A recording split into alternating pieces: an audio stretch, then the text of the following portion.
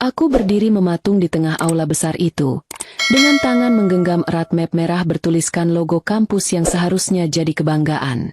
Tapi entah kenapa, rasanya seperti sedang berdiri di tengah lautan orang asing yang semuanya menatapku seolah aku tersesat di tempat yang bukan milikku. Ruangan itu penuh. Ornamen-ornamen emas dan ungu tergantung megah dari langit-langit tinggi. Musik orkestra mengalun pelan, memberi kesan megah. Tapi buatku, suara itu justru bikin sesak. Bukan karena aku gugup, tapi karena aku tahu, hari ini akan jadi hari yang gak bakal aku lupakan. Bukan karena kebahagiaan, tapi karena rasa dipermalukan yang dalam. Baru saja aku masuk ke barisan depan, tempat yang katanya disediakan untuk para lulusan terbaik. Seorang dosen pembimbingku, Pak Tio, menyipitkan mata dan melirikku dari ujung kaki sampai kepala. Raka, kamu yakin gak salah ruangan? Ini barisan mahasiswa berprestasi, katanya sambil tertawa kecil, cukup keras untuk didengar orang sekitar. Beberapa mahasiswa yang berdiri tak jauh dariku ikut menoleh. Beberapa senyum, beberapa langsung tertawa lepas. Salah satu dari mereka bahkan nyeletuk. Anak beasiswa nyasar ke barisan Sultan. Aku terdiam. Lidahku keluh. Aku hanya tersenyum kaku. Meski dalam hati rasanya seperti dihantam palu. Aku tahu, penampilanku memang bukan seperti mereka. Jas hitamku bukan jahitan desainer. Bahkan toga yang kupakai ini adalah pinjaman dari masjid dekat rumah. Agak kebesaran, baunya apek. Tapi buatku ini simbol perjuangan. Tapi siapa peduli? Kupandangi sepatu lusuhku yang sudah mulai robek di bagian samping. Bandingkan dengan sepatu mengilap mereka yang warnanya seragam dengan ikat pinggang mahal dan jam tangan branded. Aku sadar, di mata mereka, aku hanya semacam kutu loncat yang nyasar ke pesta dansa bangsawan. Tapi mereka tidak tahu. Mereka tidak tahu kalau aku datang ke sini bukan cuma bawa nama, tapi luka, air mata, dan janji kepada seorang ibu yang kini bahkan tak bisa melihat anaknya berdiri di sini. Pagi itu, aku berangkat dari rumah saat langit masih gelap. Jalanan Jakarta belum terlalu padat. Hanya ada suara motor tua bapak yang aku kendarai sendiri. Bapak bilang dia pengen nganterin aku, tapi aku menolak. Bukan karena nggak mau, tapi karena aku tahu, tangisnya bakal pecah kalau dia lihat aku naik ke panggung wisuda pakai toga pinjaman. Di perjalanan, aku berhenti sebentar di pinggir jalan. Aku buka dompet dan ambil foto kecil ibu yang kusimpan di balik kartu KTM-ku. Foto itu sudah agak pudar, tapi senyumnya masih sama. Lembut. Aku cium foto itu pelan dan bisik. Bu, doain Raka hari ini. Aku akan buktiin semuanya. Kembali ke aula. Acara dimulai. Pembawa acara dengan suara lantang mulai menyebut nama-nama lulusan. Satu persatu maju ke depan. Suara tepuk tangan bergema setiap kali anak-anak orang kaya itu dipanggil. Kadang bahkan disertai pelukan dari dekan, atau senyuman istimewa dari dosen. Aku duduk di barisan depan, tapi merasa seperti paling belakang. Pandangan orang-orang seolah tembus ke dalam dadaku. Aku lihat ibu-ibu di tribun atas menunjuk-nunjuk ke arah anaknya. Sambil teriak bangga. Itu anak mama. Itu dia Aku hanya duduk diam. Sendirian. Tak ada siapa-siapa yang memanggil namaku dari tribun. Bapak tetap di rumah. Menonton lewat siaran YouTube kampus karena dia nggak punya jas buat datang. Dan, ibu hanya bisa lihat dari surga. Mataku mulai panas. Tapi aku tahan. Hari ini bukan hari buat nangis. Hari ini, aku harus tunjukkan bahwa meskipun dunia menganggapku kecil, Allah punya caranya sendiri buat meninggikan siapa yang Ia kehendaki. Tak lama kemudian, sesi penghargaan dimulai. MC berdiri tegak, dan seluruh ruangan sunyi. Sebelum kita masuk ke sesi pembagian ijazah umum, kita akan memberikan penghargaan kepada mahasiswa-mahasiswa terbaik tahun ini, katanya. Aku menegakkan tubuh. Tangan berkeringat. Di pikiranku, aku cuma berharap satu hal, semoga mereka menyebut namaku. Bukan karena aku haus pengakuan, tapi karena aku tahu, itu satu-satunya cara untuk membuat perjuanganku 4 tahun terakhir ini nggak sia-sia. Tapi, belum sempat nama itu dipanggil, salah satu temanku di barisan belakang menyenggol bahuku dan berbisik. Lo berharap nama lo dipanggil, Rak? Hahaha, lo kebanyakan mimpi sih. Di sini nggak berlaku usaha. Yang penting siapa lo. Aku menoleh. Kupandangi matanya dalam-dalam. Aku nggak marah. Justru aku merasa kasihan. Karena dia belum tahu bahwa sebentar lagi dia akan tahu siapa aku sebenarnya. Tiba-tiba, sebuah perasaan aneh menyusup ke dalam dadaku. Aku nggak tahu kenapa, tapi detik itu aku merasa tenang. Mungkin karena aku sudah terlalu sering diremehkan, dicaci, direduksi jadi anak tukang ojek yang kebetulan pinter. Tapi hari itu, aku bukan cuma ingin jadi pinter. Aku ingin mereka semua tahu bahwa anak kampung seperti aku juga bisa jadi bintang. Dan saat aku mengingat semua hinaan itu, semua malam tanpa tidur, semua malam nangis sendiri di belakang masjid, aku berbisik dalam hati. Hari ini bukan tentang kamu, Raka. Ini tentang ibu, tentang bapak, tentang seluruh perjuangan yang kamu simpan diam-diam. Saat mereka semua bersorak, kamu akan berdiri diam. Karena kamu bukan butuh tepuk tangan mereka. Kamu cuma butuh satu hal, bukti. Bukti bahwa kamu layak berdiri di sini. Dan hari ini akan jadi hari itu. Namaku Raka.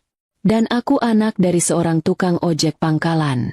Bapak, pria paling kuat yang pernah aku kenal, setiap hari bangun sebelum azan subuh. Sementara orang lain masih bergelung dalam selimut, Bapak sudah memanaskan motor tuanya. Motor yang sudah penuh tambalan, tapi selalu ia rawat seperti bayi. Motor itu bukan sekadar kendaraan, tapi tulang punggung keluarga kami. Dari motor itu, kami makan. Dari motor itu, aku bisa sekolah. Dan dari suara knalpotnya yang berisik itulah, aku tumbuh mengenal arti kerja keras sejak kecil. Ibu, dulu kerja sebagai pembantu rumah tangga di daerah Tebet. Tapi sejak kena diabetes akut, kaki ibu mulai luka-luka dan penglihatannya perlahan kabur. Akhirnya, beliau berhenti kerja dan lebih banyak di rumah, mengurusku dan adikku yang masih SD. Kami tinggal di rumah petak sempit di gang kecil belakang pasar. Kalau hujan deras, genteng bocor di 3 tempat. Lantai sering becek, tikus kadang nongol dari bawah lemari. Tapi disitulah aku dibesarkan, di tengah suara hujan dan doa-doa ibu yang tak pernah putus. Setiap pagi, sebelum sekolah, aku bantu ibu ngelap lantai dan menanak nasi. Seringkali, bekal sekolahku cuma nasi sama garam atau mie instan yang dibagi 2. Tapi aku nggak pernah malu. Karena ibu selalu bilang, "Nak, kalau kamu mau hidup enak, kamu harus tahan susah dulu." Dan aku percaya. Saat SMP, aku mulai menyadari bahwa aku berbeda. Teman-teman punya sepatu baru tiap semester. Aku masih pakai sepatu yang disambung solnya pakai lem Alteco. Di sekolah negeri, aku termasuk siswa yang nilainya menonjol. Tapi tetap aja, nilai tinggi nggak bisa nutupin fakta kalau aku miskin. Suatu kali, guru bahasa Inggris memintaku maju ke depan untuk presentasi. Aku maju dengan pede, tapi dari belakang kelas, ada yang bisik-bisik sambil ketawa. "Wah, anak ojek pakai bahasa Inggris." Itu pertama kalinya aku sadar bahwa kecerdasan gak cukup buat bikin orang berhenti menilai dari penampilan. Tapi aku terus belajar. Malam-malam aku nyalain lampu minyak karena listrik rumah kami sering padam. Ibu duduk di sebelahku, meskipun matanya makin buram, tapi dia selalu bilang, "Ibu yakin kamu akan jadi orang hebat suatu hari nanti." Waktu lulus SMA, jujur aja, aku sempat menyerah. Aku punya impian kuliah di tempat bagus, tapi realitas menampar. Uang pendaftaran aja kami nggak punya. Aku sempat kerja part-time di warung kopi buat bantu bapak. Suatu malam, di sela-sela bersihin gelas kopi, aku buka HP dan iseng cari beasiswa kuliah. Dan entah kenapa, Allah seperti menjawab doaku. Ada satu kampus swasta besar yang buka beasiswa penuh untuk siswa dari keluarga tidak mampu, asalkan punya nilai akademik tinggi. Aku daftar. Aku ikut tes. Dan saat pengumuman keluar, namaku ada di urutan pertama. Aku nangis. Bapak peluk aku erat malam itu. Ibu, meski lemas di kasur, senyum sambil bilang, "Akhirnya, Allah bukain jalan." Tapi kami semua nggak tahu, jalan itu juga bakal penuh duri. Hari pertama masuk kuliah, aku datang naik motor pinjaman bapak. Jaketku bolong di siku, dan sepatu yang kupakai adalah sepatu hitam bekas ujian nasional. Aku nggak peduli, yang penting aku kuliah. Begitu masuk gerbang kampus, aku langsung sadar, dunia ini bukan dunia yang aku kenal. Parkiran penuh mobil. Teman-teman baruku turun dari sedan. Pakai jam tangan yang harga satu bijinya mungkin bisa bayar uang kontrakan kami selama setahun. Aku masuk ke lift dengan mereka, dan mereka menatapku dari ujung kepala sampai kaki. Beberapa menit kemudian, saat dosen minta kami perkenalan satu-satu, aku bilang dengan jujur, "Nama saya Raka, dari Cipinang, anak tukang ojek. Dapat beasiswa penuh di sini." Mereka tertawa kecil. Seorang cewek di sebelahku nyeletuk, "Wah, ini berarti kita harus hati-hati ya. Bisa-bisa dia ngalahin kita semua karena beasiswa." Yang lain nimpali, "Tenang aja, orang miskin biasanya semangatnya cepat padam. Paling semester depan juga hilang." Kalimat itu menancap di hati. Tapi aku tetap senyum. Hari-hari selanjutnya, aku makin merasakan jarak. Di kelas, aku sering dicuekin. Grup tugas jarang mau ajak aku gabung. Saat kerja kelompok, aku lebih sering ditinggalin. Kadang, aku harus kerjain bagian semua anggota karena yang lain gak percaya aku cukup pintar. Tapi aku diam. Aku belajar. Aku buktikan lewat nilai. Semester pertama aku dapat IP 39. Semester 2, IP ku sempurna, 4,0. Tapi yang mereka lihat tetap satu. Aku anak tukang ojek yang kebetulan pintar. Dan parahnya, dosen pun ada yang memandangku remeh. Suatu kali, aku tanya soal materi kuliah yang susah, dan dosen bilang, "Raka, kamu cukup ikut aja. Jangan terlalu ambisius. Kampus ini berat buat kamu." Aku pulang hari itu dengan dada panas. Tapi aku nggak marah. Aku tahu, dunia emang kejam sama orang kecil. Dan itulah kenapa, aku harus berjuang lebih keras dari siapapun. Satu-satunya yang bikin aku bertahan saat itu adalah keluargaku. Setiap pulang kuliah, aku lihat bapak tidur di lantai ruang tamu karena tempat tidur sudah dikasih ke adik dan ibu. Aku lihat ibu minum obat seadanya karena uang kami lebih penting buat bayar listrik dan makan. Dan setiap malam, sebelum tidur, ibu selalu bilang, "Kalau kamu lelah, istirahat. Tapi jangan berhenti, Nak. Karena satu-satunya harapan keluarga ini ada di pundakmu." Kalimat itu menamparku tiap kali aku pengen nyerah. Dan aku sadar, kuliah bukan cuma soal mengejar mimpi, tapi tentang membalas doa-doa orang yang berkorban diam-diam supaya aku bisa berdiri di sini. Semester 3. Seharusnya, di titik itu aku sudah mulai terbiasa dengan ritme kuliah. Seharusnya, semua jadi lebih mudah karena aku sudah kenal lingkungan, dosen, sistem belajar. Tapi ternyata justru saat itulah hidupku mulai runtuh pelan-pelan. Semuanya bermula dari satu malam. Aku baru aja pulang dari perpustakaan kampus. Naik motor pinjaman bapak seperti biasa. Waktu itu hujan turun rintik-rintik. Dan jaketku basah kena cipratan air dari jalan. Aku sempat mampir beli gorengan 1000-an buat makan malam. Tapi begitu sampai rumah suasananya beda. Rumah kami gelap, lampu padam, pintu terbuka, dan di dalam hanya ada adikku yang nangis kejer di lantai. Aku panik. "Dik, ibu mana?" "Bapak bawa ke rumah sakit." "Kak, ibu pingsan." Darahku langsung dingin. Gorengan di tanganku jatuh, dan aku langsung nyalain motor, ngebut ke rumah sakit terdekat. Ibu terbaring lemah di IGD. Tubuhnya dingin, napasnya pendek-pendek. Dokter bilang gula darahnya drop drastis. Komplikasi. Dan parahnya, butuh penanganan intensif segera. Rawat inap, infus, obat. Biayanya jutaan. Bapak duduk di kursi ruang tunggu sambil menunduk. Tangannya gemetar, matanya merah. Aku duduk di sampingnya, dan untuk pertama kalinya, aku lihat bapak menyerah. "Kita ambil tabungannya, Pak," kataku. Meski aku tahu yang kami punya tinggal ratusan ribu. "Udah diambil semua, Nak." Suara bapak hampir tak terdengar. Tadi buat DP kamar. Tapi besok kita harus cari sisa biayanya. Aku diam. Dunia rasanya muter. Saat itu juga, aku tahu, hidup akan berubah. Beberapa hari berikutnya, aku bolak-balik rumah sakit. Kuliah jadi kacau. Aku izin ke dosen untuk beberapa kelas. Tapi nggak semua mengerti.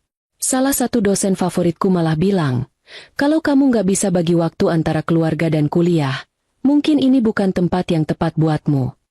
Aku bengong. Bukannya empati. Yang kudapat justru sindiran. Teman-teman, jangankan datang menjenguk. Ngecat aja nggak. Padahal mereka tahu ibuku sakit. Tapi aku tahu, buat mereka aku bukan siapa-siapa. Aku mulai tertinggal banyak tugas. Materi kelas numpuk. Aku nggak bisa fokus baca karena malam harus jaga ibu di rumah sakit.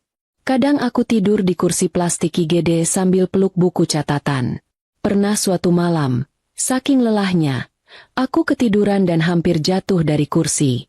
Perawat datang, marah karena aku mengganggu pasien. Aku cuma bisa minta maaf. Uang makin menipis. Harga obat makin mahal. BPJS nggak nanggung semua. Aku sempat pinjam uang ke teman kampus, tapi kebanyakan nolak dengan alasan, lagi seret. Hanya satu orang yang bantu, teman satu kosku yang anak Papua, walau dia sendiri juga pas-pasan. Malam-malam aku mulai kerja serabutan. Ngantar paket, bantu bersihin warung makan. Apapun kulakukan asal bisa dapat uang tambahan buat beli kebutuhan ibu. Tapi semua itu belum cukup. Di satu titik, aku harus memilih. Uang terakhir kupakai buat beli modul ujian tengah semester, atau buat beli obat insulin ibu. Aku duduk di depan warung fotokopi kampus dengan uang 35.000 di tangan. Di kiri, ada buku tebal fotokopian soal. Di kanan, ada nomor wa apotek yang jual insulin. Dan di saat itu, aku menangis. Bukan karena bingung memilih, tapi karena aku benci kenyataan bahwa aku harus memilih.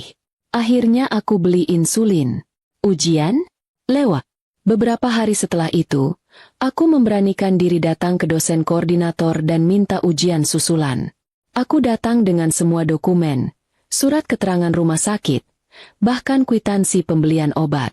Tapi beliau hanya melirikku dari balik kacamata, lalu berkata datar, "Raka, kamu itu memang dari awal sudah kami beri keringanan.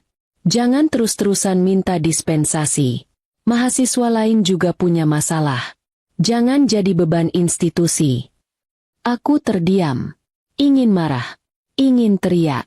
Tapi yang keluar hanya bisikan lemah. "Ibu saya koma. Pak, saya nggak bisa tinggalkan beliau." Dosen itu hanya angkat bahu.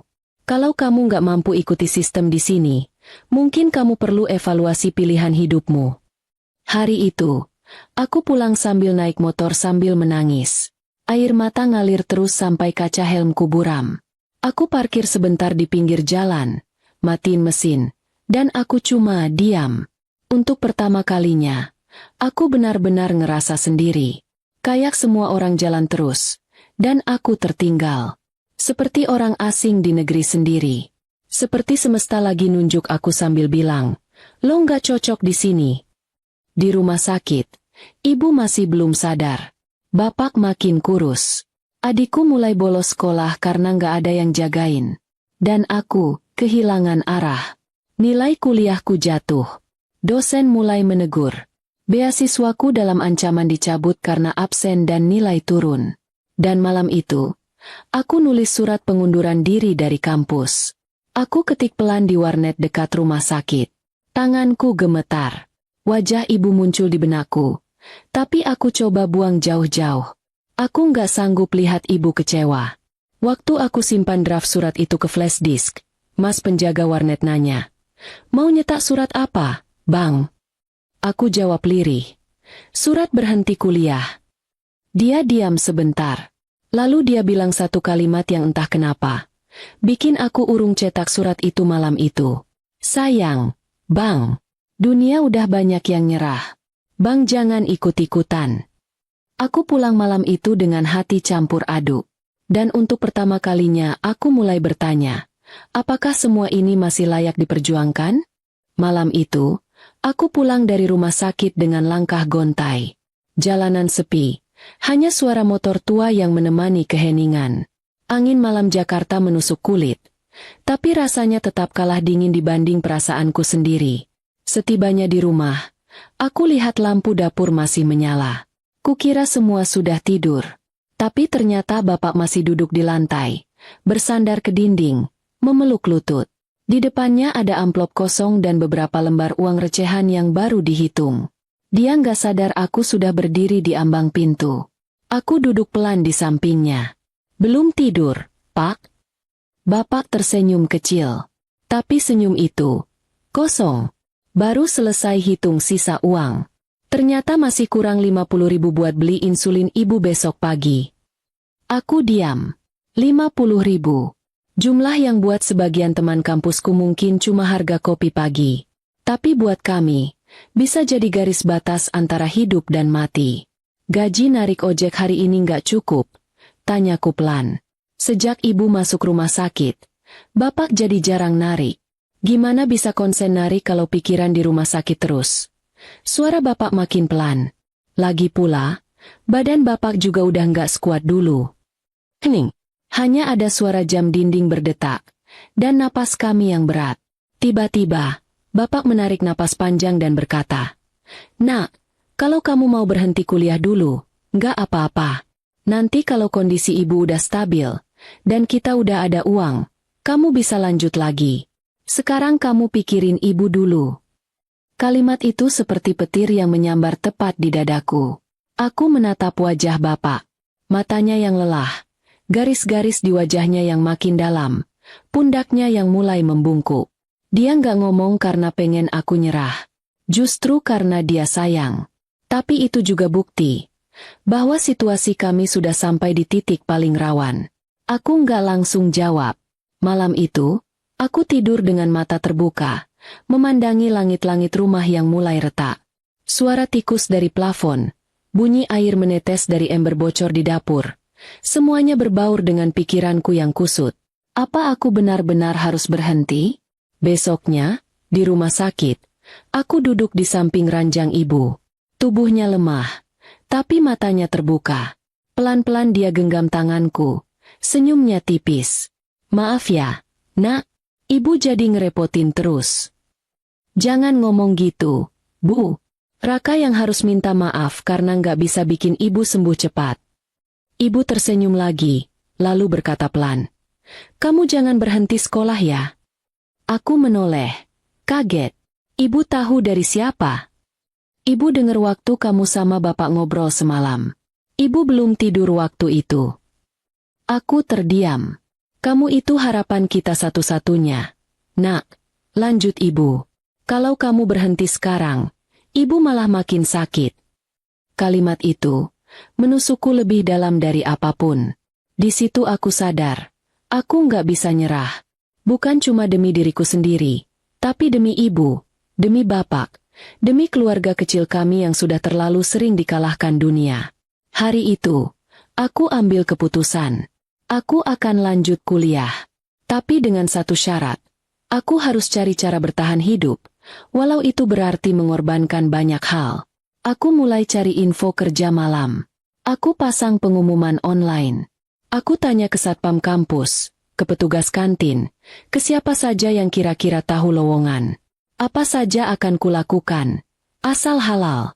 Malamnya, aku dapat tawaran. "Mas Iskandar, penjaga warung kopi dekat kos, kasih info ada lowongan cleaning service di kantor pusat kota, shift malam, dari jam 9 malam sampai jam 4 subuh. Bayarannya hanya cukup buat beli obat dan makan seadanya. Tapi itu lebih baik daripada diam." Aku ambil kerjaan itu tanpa pikir panjang. Dan sejak malam itu, hidupku berubah. Pagi kuliah, sore jaga ibu, malam kerja, subuh pulang, tidur 2 jam, bangun, mandi pakai air dingin, dan kembali ke kelas. Itu ritme baruku. Tubuhku mulai protes. Berat badanku turun drastis. Wajahku pucat, kantung mata menghitam. Tapi aku terus jalan. Karena aku tahu, Kalau aku berhenti sebentar saja, semua akan runtuh. Di kampus, aku tetap dianggap mahasiswa miskin yang sok rajin. Ada yang pernah bilang di belakangku, ngapain sih dia semangat banget? Emangnya bisa bersaing sama anak-anak pengusaha? Mereka nggak tahu bahwa yang kulawan bukan cuma angka IPK, tapi kemiskinan, kematian, dan kemungkinan untuk lenyap tanpa jejak. Satu malam, waktu bersih-bersih toilet kantor, aku lihat bayanganku sendiri di cermin yang kusam. Aku pakai seragam cleaning service warna biru pudar, tangan memegang pel, dan di belakangku, pegawai-pegawai muda berdasi lalu lalang sambil tertawa. Saat itu aku berpikir, kalau salah satu dari mereka tahu aku kuliah di kampus elit yang sama, apa mereka bakal percaya? Mungkin tidak. Tapi aku percaya satu hal. Allah nggak pernah tidur. Dan aku yakin, perjuangan ini nggak akan sia-sia. Semester 4 dimulai bukan dengan semangat baru, tapi dengan kelelahan yang tak ada ujungnya. Aku resmi jadi manusia dua dunia. Mahasiswa di pagi dan sore, buruh malam di antara jam yang orang lain pakai untuk tidur.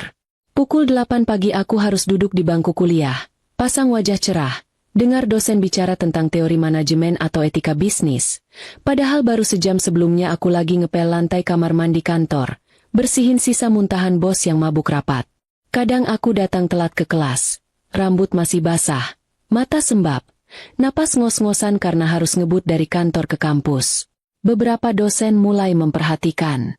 Tapi nggak semua mengerti. Raka, kamu kelihatan lesu terus. Jangan-jangan kamu kerja malam ya? Tanya seorang dosen dengan nada sinis. Aku hanya tersenyum. Iya, Pak. Demi bisa tetap kuliah. Dia mendecak pelan. Kerja boleh, tapi jangan sampai ngorbanin studi.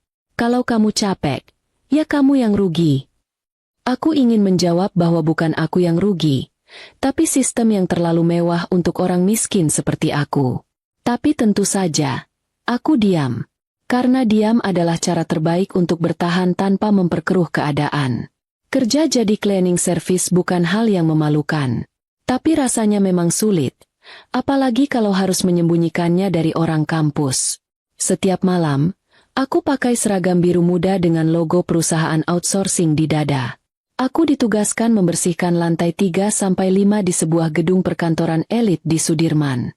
Pekerjaanku mencakup nyapu, ngepel, buang sampah, bersihin kaca, dan sesekali toilet pria. Kadang juga disuruh bantu security angkut berkas berat ke basement. Awalnya badan ini kaget. Punggung pegal, kaki bengkak, telapak tangan kapalan. Tapi lama-lama tubuh belajar. Rasa sakit berubah jadi kebiasaan. Rasa malu berubah jadi ketabahan. Yang sulit justru menjaga semangat. Di kampus, aku merasa makin tak terlihat. Grup tugas seringkali tidak melibatkan aku. Pernah aku masuk kelas dan tahu ada tugas kelompok yang dibagikan via grup WhatsApp. Grup yang ternyata sudah lama aku dikeluarkan diam-diam. Ketika kutanya ke salah satu teman, dia bilang, "Oh, maaf ya, Rak. Kita kira kamu udah sibuk dan gak bisa aktif bantuin." Padahal kalau mereka tahu, aku justru lebih siap bekerja keras dibanding siapapun. Tapi ya sudahlah. Sejak itu aku mulai kerjakan semua tugas sendiri. Kalau ada presentasi, aku buat materi lengkap sendirian. Kalau ada laporan, aku habiskan malam di warnet untuk ngetik, sambil sesekali ketiduran di depan layar karena kelelahan. Satu malam, sekitar jam 2, aku sedang bersihin tangga darurat di gedung tempatku kerja. Di saku celana, ada buku kecil berisi rangkuman materi kuliah. Sambil ngepel, aku baca. Satu tangan pegang pel, satu tangan pegang buku. Teman kerja, Bang Hendra, menertawakan aku. "Lo ini kuliah sambil kerja atau kerja sambil kuliah sih?" Aku ketawa kecil. "Dua-duanya, Bang. Yang penting halal dan tetap jalan." Dia geleng-geleng kepala. "Gila lo, Ra. Anak seumur lo biasanya nongkrong atau pacaran. Lo malah ngelap tangga sambil belajar." Aku jawab singkat.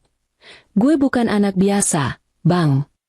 Dan aku memang harus jadi luar biasa. Karena hidupku terlalu keras buat jadi biasa-biasa aja." Makan sehari kadang hanya sekali. Aku hemat uang semaksimal mungkin. Di kampus, aku isi botol dengan air dari keran toilet. Bukan karena aku ingin, tapi karena aku harus. Mie instan jadi makanan utama.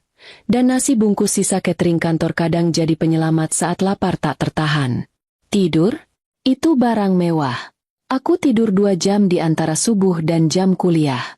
Seringkali aku ketiduran di bus Transjakarta. Bahkan pernah tertidur di kelas dan dibangunkan dosen. Malu? Iya. Tapi lebih dari itu, aku sedih. Sedih karena lelah ini bukan karena malas, tapi karena terlalu berusaha. Meski begitu, aku tidak pernah membiarkan nilainya jatuh. Setiap minggu, aku buat jadwal belajar sendiri. Jam makan siang di kantor kugunakan untuk hafalan. Toilet jadi ruang belajar diam-diam. Aku fotokopi buku dari perpustakaan, dan bacanya di teras kosan sambil mengganjal perut dengan air putih. Aku mulai kenal wajah-wajah pegawai malam.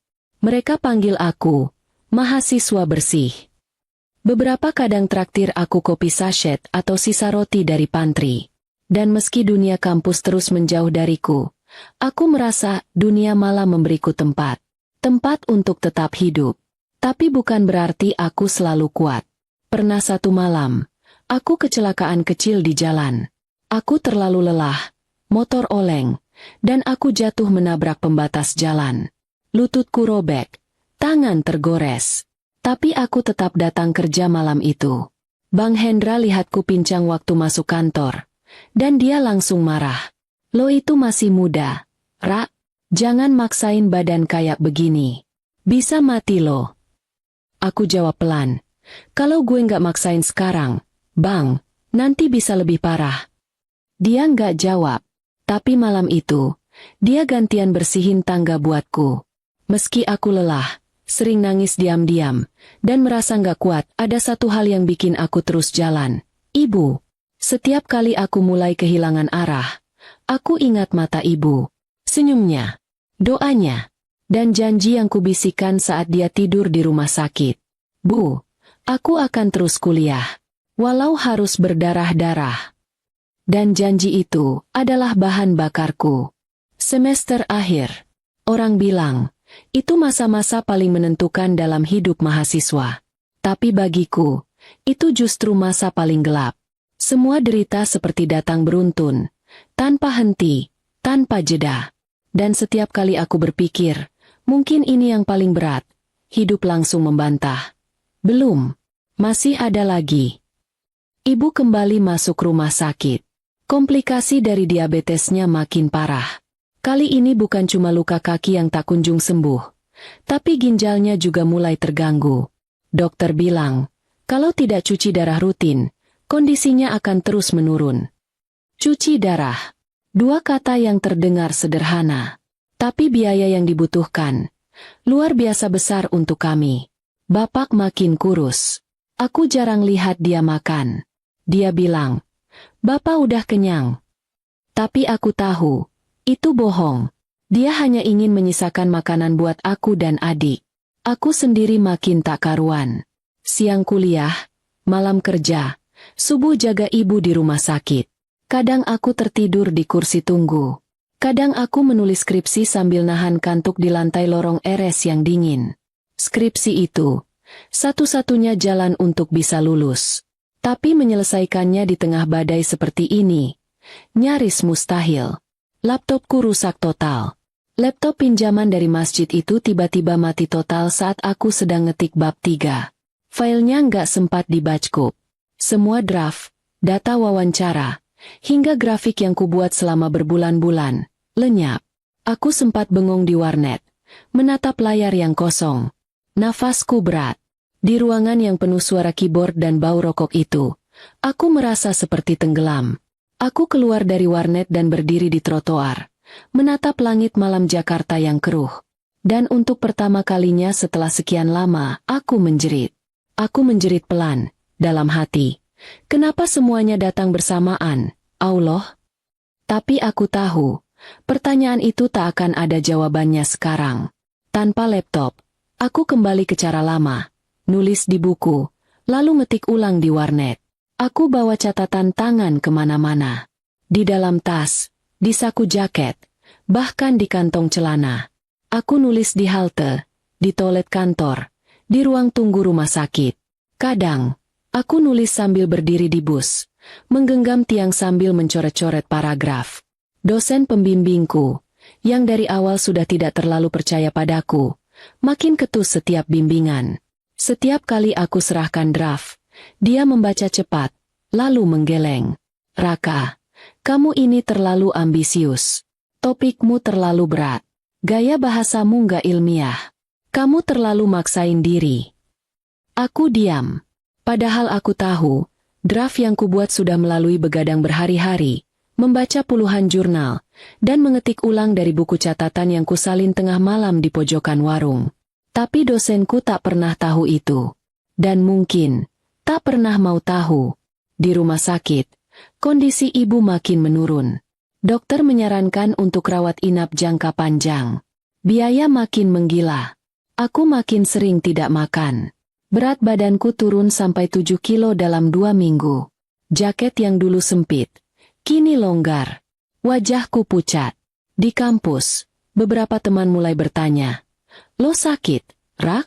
Kok makin kurus?" Aku hanya jawab, "Lagi diet hemat." Lalu tersenyum. Padahal yang sebenarnya, aku sering pingsan di kamar mandi.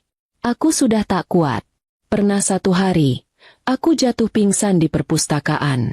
Petugas membangunkanku dan langsung panik. Aku hanya bilang, "Kurang tidur, Mas." Padahal, sudah 2 hari aku belum makan nasi. Suatu malam, setelah kerja, aku naik motor pinjaman bapak. Hujan deras. Aku nggak bawa jas hujan. Jaketku kuyup, tubuh menggigil. Di tengah perjalanan, aku berhenti di halte kosong. Aku duduk di bangku besi, memeluk tubuh sendiri. Aku nangis. Bukan karena dingin, tapi karena aku benar-benar merasa sendiri. Aku mulai bertanya, apa semua ini layak diperjuangkan? Kalau pada akhirnya orang-orang tetap meremehkan aku, apa gunanya semua luka ini? Tapi di tengah tangisku, aku ingat ibu. Ibu yang selalu bilang, "Nak, kalau kamu lelah, boleh istirahat, tapi jangan pernah berhenti." Dan kalimat itu menyala lagi dalam dadaku. Besok paginya, aku kembali ke kampus dengan skripsi yang sudah kutulis ulang. Mata sembab, punggung pegal. Tapi aku melangkah. Waktu menyerahkan draft bimbingan ke dosen, beliau berkata, "Kamu masih lanjut, Raka? Saya kira kamu sudah menyerah." Aku hanya jawab, "Saya memang sempat ingin menyerah, Bu. Tapi saya belum selesai berjuang." Dia menatapku lama. Lalu untuk pertama kalinya, dia tidak berkomentar pedas. Dia hanya berkata pelan, "Ya sudah, duduklah. Kita mulai dari awal." Hari itu, aku tahu, perjuanganku masih panjang. Tapi aku juga tahu, aku belum kalah. Belum. Aku masih ingat betul malam itu. Malam paling sunyi dalam hidupku.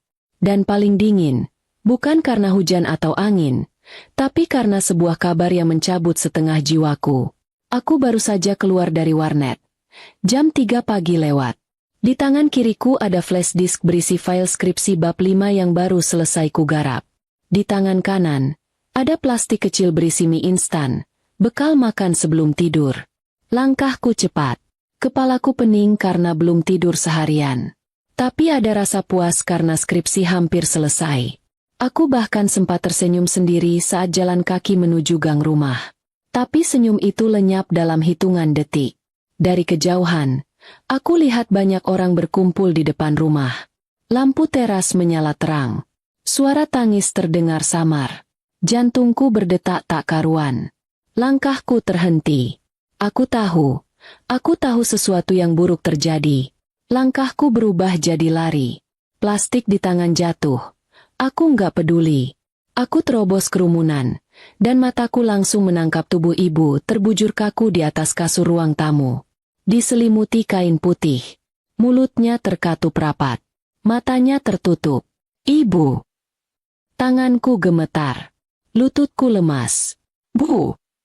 Aku berlari mendekat, memeluk tubuhnya yang sudah dingin. Aku mengguncang-guncang pundaknya, berharap dia bangun. Bu, Raka udah nulis 5 bab. Bu, tinggal sidang doang. Jangan pergi dulu, Bu. Raka belum wisuda. Tapi ibu tak akan pernah menjawab lagi. Dia pergi, sebelum aku sempat membuktikan apapun. Suara tangisku malam itu pecah tanpa kendali. Tetangga mencoba menenangkan, tapi sia-sia. Bapak hanya terduduk di sudut ruangan, memeluk lututnya, matanya kosong. Adikku menangis dalam pelukan salah satu kerabat. Aku merasa seluruh dunia runtuh. Aku ingin berteriak, ingin marah. Tapi kepada siapa? Kenapa sekarang? Ya Allah? Kenapa bukan setelah ibu lihat aku lulus? Kenapa bukan setelah aku berdiri di panggung dengan toga, dengan medali, dan membawa pulang bukti dari semua perjuangan? Malam itu aku tidak tidur. Aku hanya duduk di samping jenazah ibu, menggenggam tangannya. Tangannya sudah kaku, tapi aku tetap berharap ada kehangatan yang tersisa. Aku bisikan banyak hal ke telinganya. Tentang perjuanganku, tentang lelahku, tentang mimpiku, dan tentang janjiku padanya. Bu, aku janji, aku tetap akan lulus. Walau ibu nggak bisa lihat langsung, aku akan buat ibu bangga. Keesokan harinya, pemakaman dilakukan. Banyak yang datang. Ibu memang orang baik. Selalu bantu tetangga. Selalu berbagi walau tak punya apa-apa. Saat jenazah diturunkan ke liang lahat, aku pegang erat foto kecil ibu yang biasa kusimpan di dompet. Air mataku tak bisa dibendung. Tapi saat itu juga, sesuatu dalam diriku mati. Semak, harapan, cahaya. Sejak saat itu, aku hidup seperti zombie. Hari-hari selanjutnya berjalan seperti kabut. Aku ke kampus, tapi pikiranku kosong. Aku kerja malam, tapi tubuhku hanya bergerak otomatis. Tidak ada rasa, tidak ada gairah. Bahkan waktu teman-teman lain sibuk bahas toga dan wisuda, aku hanya menunduk. Aku pernah berdiri di depan cermin kamar mandi kampus, menatap bayanganku sendiri. Mata cekung, kulit kusam, bibir pecah-pecah. Apa gunanya toga kalau ibu nggak bisa lihat? Itu pertanyaan yang terus menghantui. Suatu hari, aku datang ke kampus untuk ambil toga. Semua mahasiswa antre dengan wajah cerah. Mereka foto-foto, tertawa, bercanda. Aku hanya berdiri diam, pakai toga lusuh yang kupinjam dari masjid. Aku coba senyum, tapi yang keluar hanya kerutan di bibir. Dosen pembimbingku lewat. Dia menatapku sebentar, lalu berkata datar, "Kamu mau wisuda? Yakin lulus?" Kalimat itu menusukku lebih dalam dari sebelumnya. Bukan karena dia meragukan kemampuanku, tapi karena aku tahu, bahkan setelah semua ini, dunia tetap menganggapku remeh. Aku tidak menjawab, aku hanya menunduk. Tapi dalam hati, aku berbisik, "Ibu, lihat ya dari surga. Aku nggak akan nyerah. Aku akan selesaikan ini, sampai akhir." Aku sidang skripsi 2 hari setelah pemakaman. Kepala masih berat, tubuh lelah. Tapi aku datang. Di ruang sidang, 3 dosen duduk di depanku. Bertanya, menguji, menilai. Aku jawab dengan suara pelan tapi tegas. Aku paparkan data, argumen, analisis. Salah satu dosen berkata, "Kamu terlihat tidak antusias, Raka. Apa kamu yakin ingin lulus tahun ini?" Aku menatapnya dalam-dalam. Dan untuk pertama kalinya setelah beberapa hari, aku bicara dengan sepenuh hati. Saya baru kehilangan ibu, Bu. Tapi justru karena itu, saya harus lulus. Supaya perjuangan beliau nggak sia-sia. Ruangan sunyi. Tak ada yang bicara. Dan setelah sidang selesai, aku keluar dan menangis. Bukan karena gagal, tapi karena aku tahu, aku baru menepati setengah dari janji pada ibu. Setengah lagi, akan kutepati di panggung wisuda. Hari itu, aku datang ke kampus dengan langkah berat. 2 hari lagi wisuda. Tapi aku belum merasa lega, belum merasa pantas. Aku berdiri di depan kaca jendela lantai 2 gedung rektorat. Di luar sana, matahari bersinar cerah. Burung-burung berkicau. Mahasiswa sibuk selfie dengan toga di taman kampus. Tapi hatiku tetap kelabu. Seolah kebahagiaan orang lain adalah film yang aku tonton dari balik layar buram. Tiba-tiba, HP-ku bergetar. Panggilan masuk dari nomor kantor kampus. Mas Raka, ini dari bagian akademik ya. Mohon bisa hadir ke ruang rektorat hari ini, jam 11 siang. Aku terdiam sejenak. Kenapa ya, Bu? Tanyaku. Mohon datang saja. Ya, terima kasih. Klik. Sambungan terputus. Aku terpaku.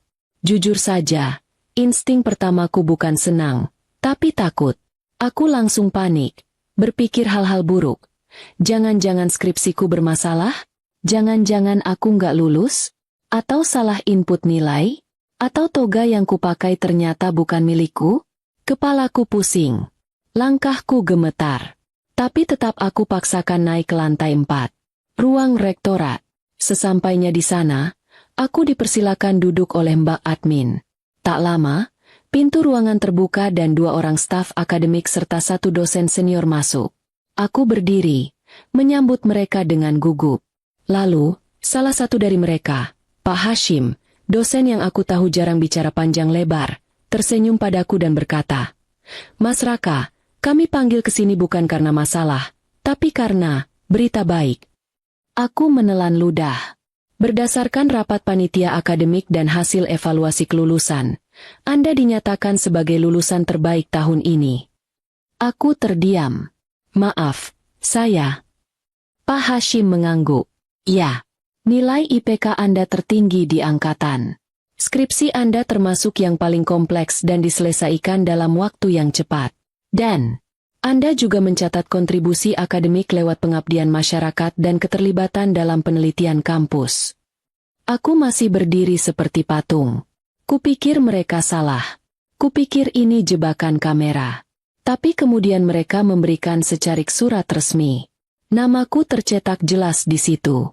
Raka Nugraha, lulusan terbaik Fakultas Ekonomi dan Bisnis, tahun ajaran ini. Tanganku gemetar. Surat itu hampir jatuh dari genggaman. Air mataku tumpah begitu saja. Aku nangis. Di depan mereka. Tanpa malu. Terima kasih. Suaraku parau. Terima kasih banyak. Aku keluar dari ruang rektorat sambil masih mengusap wajah. Dunia seolah berubah. Langit yang tadi kelabu terasa lebih biru. Angin siang Jakarta yang panas. Entah kenapa hari itu sejuk. Aku duduk di bangku taman kampus, memeluk map penghargaan yang baru saja kuterima. Dan aku hanya bisa menatap langit. Bu, Raka dapat juara 1. Bu, Raka juara 1. Air mataku turun lagi. Tapi kali ini bukan karena sedih. Tapi karena aku merasa ibu mendengar. Dari sana. Sorenya aku pulang ke rumah. Bapak sedang duduk di kursi plastik depan rumah, sambil membersihkan rantai motor tuanya. Pak, Raka bawa kabar.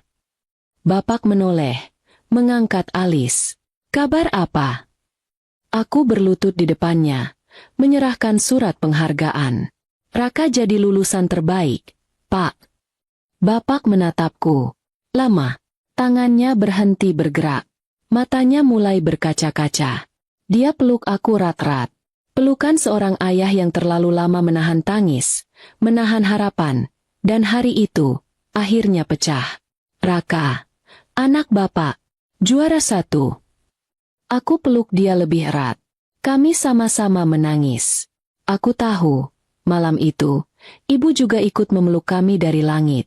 Besoknya, pengumuman resmi dikeluarkan di grup kampus dan website fakultas. Namaku ada di paling atas. Beberapa teman mulai mengirim pesan. Ada yang jujur kaget. Ada yang mengaku kagum. Beberapa yang dulu meremehkan. Bahkan kini menyapa dengan ramah. Tapi aku tidak menyimpan dendam. Karena sejak awal, aku berjuang bukan untuk pengakuan mereka.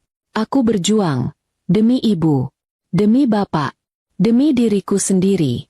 Aku memandangi toga yang tergantung di pintu kamar. Kupikir, pakaian itu hanya simbol. Tapi hari itu aku sadar, toga ini punya makna lebih dalam. Ini adalah baju perang dari 4 tahun penuh luka. Dari ribuan malam tanpa tidur. Dari nasi sebungkus dan air keran. Dari tangisan tanpa suara di balik tawa pura-pura. Dan sekarang, semua itu akhirnya berbuah. Malam sebelum wisuda, aku ziarah ke makam ibu. Aku bawa bunga, selembar salinan penghargaan, dan foto kecilku dengan toga. Aku duduk lama di pinggir makam, lalu berkata pelan, "Bu, maaf, Raka nggak bisa tunjukkan langsung waktu ibu masih ada. Tapi Raka buktikan. Raka lulus, Bu. Dan bukan cuma lulus, tapi terbaik." Aku letakkan bunga pelan. Kupeluk batu nisan itu erat-erat. Aku tahu, ibu tidak benar-benar pergi. Karena setiap langkah yang kulalui, aku tahu, ada doanya di sana. Dan doa itu adalah cahaya yang akhirnya membawaku keluar dari gelap. Hari itu datang juga. Hari yang selama ini cuma bisa kupikirkan sambil menangis di pojokan kamar kos. Hari yang kutunggu sambil membersihkan toilet kantor. Hari yang kubayangkan di antara suara mesin fotokopi warnet dan suara monitor rumah sakit. Hari wisuda. Pagi-pagi sekali aku bangun. Bukan karena alarm, tapi karena hati yang tak bisa tenang. Rasanya seperti mau berperang. Di depan cermin kecil, aku kenakan kemeja satu-satunya yang masih layak pakai. Warnanya sedikit pudar, tapi bersih. Kupasangkan dasi pinjaman dari teman. Lalu kugantungkan toga di bahu. Toga itu sedikit kebesaran. Lengan kirinya panjang sebelah. Tapi kupakai dengan bangga. Karena di balik kain lusuh itu, ada kisah yang tidak pernah mereka tahu. Sesampainya di aula kampus, aku berdiri sejenak di luar pintu utama. Gedung itu megah. As dingin. Lantainya mengilap. Bunga-bunga segar tertata rapi di atas panggung. Di langit-langit tergantung spanduk besar bertuliskan, Wisuda Tahun Akademik 2020. Suasana ramai. Mahasiswa berdatangan dengan keluarga. Ada yang datang bareng kedua orang tua, ada yang bawa nenek, ada yang bahkan datang pakai mobil Alphard dengan plat nomor khusus. Aku datang sendirian. Bapak tidak bisa hadir karena pagi ini harus narik ojek untuk bayar utang rumah sakit ibu. Aku tahu, kalau beliau bisa memilih, dia pasti akan duduk di tribun terdepan. Tapi hidup kami tidak pernah memberi banyak pilihan. Kupandangi sekeliling. Semuanya begitu meriah. Tapi aku merasa asing. Toga yang kupakai tak serapi yang lain. Sepatuku agak pudar. Tapi aku tetap melangkah masuk dan duduk di bangku belakang. Diam-diam. Aku cuma mau lulus. Batinku. Gak usah dipanggil-panggil juga gak apa-apa. Acara dimulai. MC naik ke panggung. Musik klasik mengalun pelan. Dekan-dekan berdiri di panggung dengan jubah kebesaran mereka. Satu persatu nama mahasiswa dipanggil. Dengan IPK 365. Silakan maju. Dengan IPK 382. Silakan maju.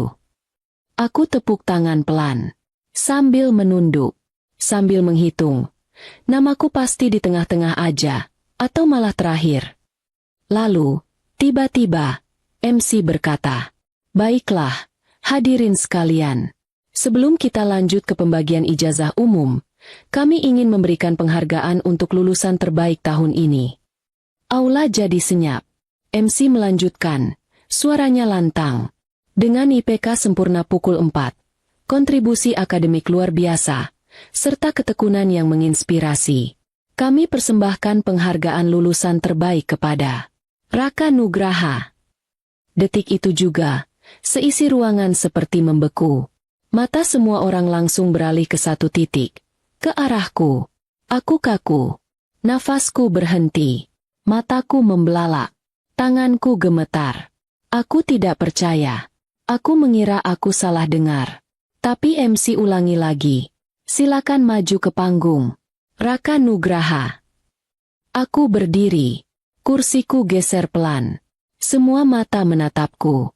Beberapa teman yang dulu pernah menertawaiku, menyebutku, anak sopir, hanya bisa terdiam. Ada yang menunduk. Ada yang melongo. Aku melangkah pelan ke depan. Keringat dingin mengucur di punggung. Kakiku goyah. Tapi aku tetap jalan. 1, 2, 3 langkah. Setiap langkah adalah perjalanan bertahun-tahun. Setiap langkah adalah kenangan ibu di rumah sakit, suara bapak yang menahan tangis, dan malam-malam di balik pel toilet. Sesampainya di atas panggung, aku berdiri menghadap dekan. Beliau tersenyum, menyerahkan piagam dan medali. Tapi aku nyaris tak bisa melihat jelas, karena air mataku sudah kabur. Di balik ribuan pasang mata, aku hanya membayangkan satu wajah, ibu. Seandainya beliau ada di sini, duduk di tribun atas, melihat anaknya berdiri di panggung, menerima medali emas. Tapi aku tahu beliau melihat. Dari sana, MC meminta aku memberi sepatah kata. Aku berdiri di depan mikrofon. Aula sunyi. Lama aku diam. Lalu aku berkata, 4 tahun lalu, saya datang ke kampus ini naik motor butut pinjaman. Saya anak tukang ojek. Dulu saya dianggap remeh. Ada yang bilang, saya terlalu ambisius. Ada yang bilang, saya nggak akan sampai ke akhir. Aku menatap sekeliling. Tapi hari ini, saya berdiri di sini. Bukan karena saya hebat, tapi karena doa seorang ibu yang sekarang sudah tenang di sisi Allah. Suaraku tercekat. Kalau kalian punya orang tua yang masih hidup, peluk mereka setelah ini. Karena tidak semua orang bisa tunjukkan ijazahnya langsung ke ibunya. Aula sunyi. Beberapa orang mulai menangis. Aku lihat seorang ibu di barisan depan menyeka air matanya. MC pun menunduk, memberi isyarat agar aku turun. Tepuk tangan pecah. Tapi buatku, itu bukan sorak kemenangan. Itu suara dari semesta, yang bilang, kamu sudah sampai. Aku turun panggung. Dosen pembimbingku, yang dulu sering meremehkan, menghampiri dan menyalami. Kamu luar biasa, Raka. Aku hanya tersenyum. Tidak ada dendam. Hanya rasa lega. Karena akhirnya, semua luka, semua lapar, semua lelah, terbayar hari ini. Hari ketika anak tukang ojek berdiri di atas panggung sebagai juara 1.